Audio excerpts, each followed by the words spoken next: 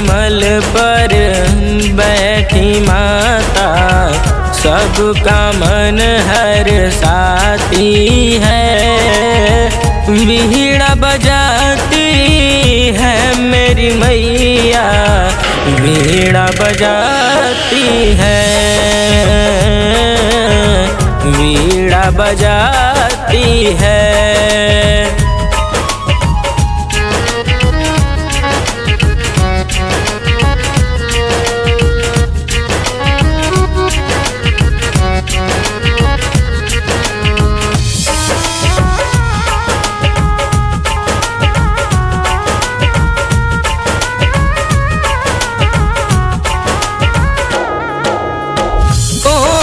मैया श्वेत पद्मासना, मुझको ज्ञान दे दो तुम, मुझको ज्ञान दे दो तुम। बस जाऊं मैं तेरे चरण कमल में, ये वरदान दे दो तुम, ये वरदान दे दो तुम।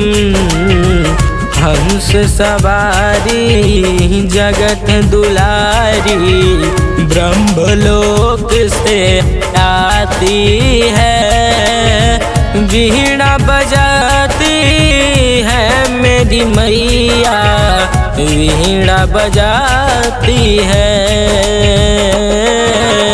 स्वर्ण कमल पर बैठी माता, सबका मन हर्षाती है। वीणा बजाती है मेरी मैया, वीणा बजाती है, वीणा बजाती है।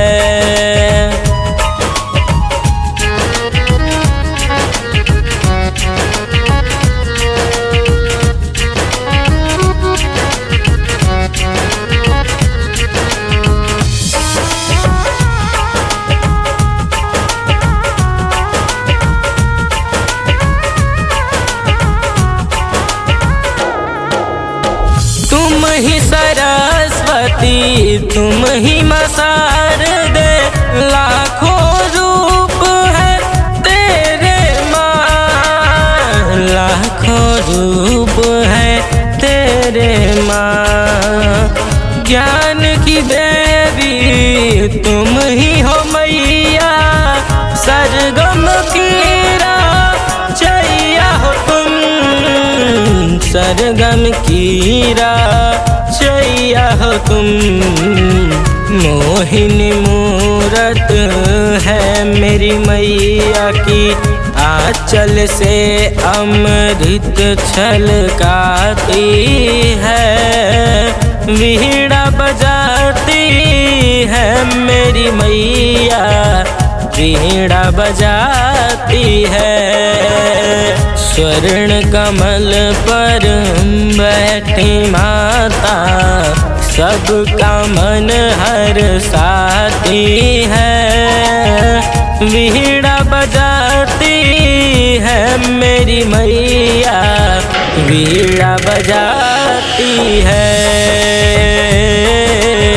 वीणा बजाती है।